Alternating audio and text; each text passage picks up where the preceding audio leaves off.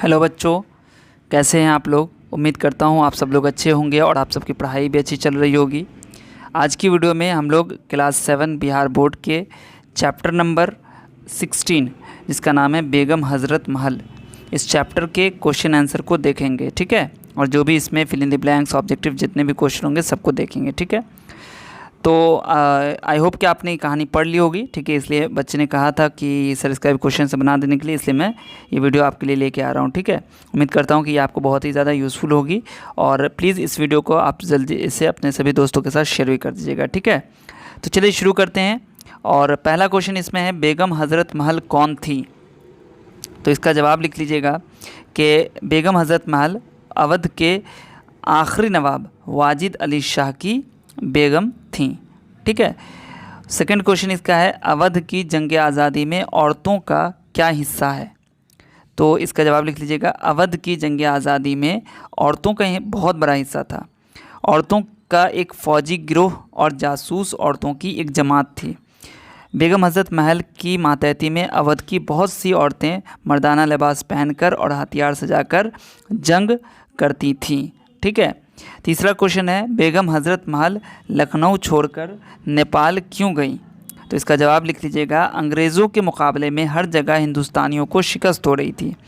जंग आज़ादी के सब रहनुमा एक एक करके या तो मारे जा चुके थे या गिरफ्तार हो चुके थे। ऐसी हालत में अकेली हज़रत महल के लिए अंग्रेज़ों का मुकाबला करना मुमकिन नहीं था, इसलिए हज़रत महल लखनऊ छोड़कर नेपाल चली गईं। अगला क्वेश्चन है, ईस्ट इंडिया कंपनी हिंदुस्तान में क्यों कायम हुई थी।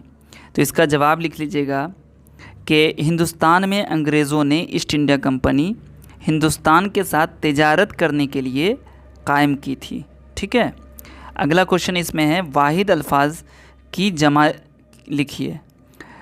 पहला है बेगम, इसका लिख लीजिएगा बेगमात, खिताब खिताबात, इंतज़ाम इंतज़ामात, ऐलान ऐलानात, उसके बाद है अज़्म अज़ाइम, उसके बाद नेक्स्ट है क़द्र अक़दार या क़द्रें, दोनों में से कुछ भी लिख लीजिएगा। ठीक है, नेक्स्ट है इन लफ्ज़ों की ज़िद लिखिए, मतलब उल्टा अपोजिट लिखना है आपको। ठीक है, तो चलिए पहला है इसमें आज़ादी, इसका उल्टा होगा ग़ुलामी। नेक्स्ट है जंग, जंग का सुलह। ठीक है, बहादुरी बुज़दिली, बुलंद पस्त, मादर पेदर। ठीक है, ये सब ज़िद है। उल्टा शिकस्त, शिकस्त का हो जाएगा फ़तह। ठीक है, चलिए नेक्स्ट है, इन लफ्ज़ों से जुमले बनाइए, मतलब कि आपको जो लफ्ज़ दिया गया है उसका इस्तेमाल सेंटेंस बनाना है तो उसमें करना है। ठीक है, सेंटेंस बना के, जैसे पहला है इजाज़त, अब मुझे जाने की इजाज़त दीजिए। आप अपने से कोई और भी बना सकते हैं। दाखिल, वो दौड़ते हुए घर में दाखिल हो गया। उसके बाद है कब्ज़ा, अंग्रेज़ों ने हिंदुस्तान पर कब्ज़ा कर लिया था। ठीक है, फ़तह, इमाम हुसैन इस्लाम ने सर कटाकर करबला की जंग फ़तह कर ली। उसके बाद अगला है सिपाही, करबला की जंग में इमाम हुसैन इस्लाम के 72 सिपाही थे।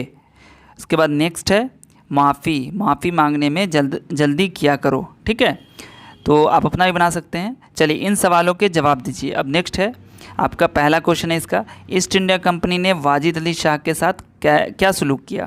तो इसका जवाब लिख लीजिएगा, कंपनी की हुकूमत ने वाजिद अली शाह को तख्त से उतारकर कलकत्ता में नज़रबंद कर दिया। ठीक है, इसके बाद अगला क्वेश्चन आपका है सेकंड क्वेश्चन, अवध को आज़ाद कराने के लिए बेगम हज़रत महल ने किन लोगों से मदद ली। तो इसका जवाब होगा कि अवध को आज़ाद कराने के लिए बेगम हज़रत महल ने दिल्ली के ताजदार बहादुर शाह ज़फ़र, नाना साहब पेशवा और मौलवी अहमदुल्ला शाह से मदद ली। ठीक है, चलिए तीसरा क्वेश्चन क्या है इसमें, तीसरा क्वेश्चन है, ऐसी दो मिसालें दीजिए जिनसे बेगम हज़रत महल की बहादुरी और हुब्बुल वतनी का पता चलता है। ठीक है, तो इसका जवाब लिख लीजिएगा कि जब वाजिद अली शाह को नज़रबंद कर दिया गया था तब हज़रत महल ने हिम्मत से काम लिया, चुप नहीं बैठी और अंग्रेज़ों के ख़िलाफ़ ऐलान जंग कर दिया और 11 दिन के अंदर अवध को अपने कब्ज़े में कर लिया था। ठीक है, उसके बाद इंग्लिस्तान की मलके विक्टोरिया ने ये ऐलान किया कि जो हुक्मरान और फ़ौजी रहनुमा माफ़ी मांग ले उनकी जान बख्श दी जाएगी।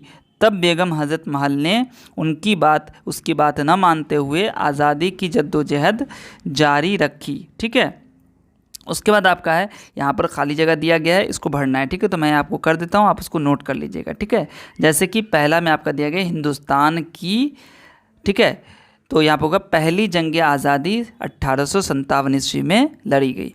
नेक्स्ट है वाजिद अली शाह ने अपनी बीवी को हज़रत महल का खिताब दिया।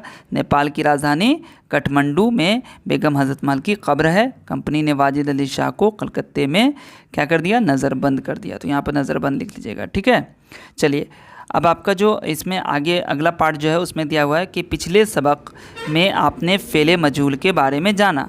यहाँ फ़ेले मारूफ़ के मुतालिक बताया जा रहा है। फ़ेले मारूफ़ क्या है, वह है जिसमें काम करने वाला यानी कि फ़ाइल मौजूद हो और उसका यानी कि फ़ाइल का असर किसी दूसरी चीज़ या आदमी पर पड़ता हो। जैसे अहमद ने नौकर को मारा, यहाँ अहमद के काम का असर नौकर पर पड़ा है।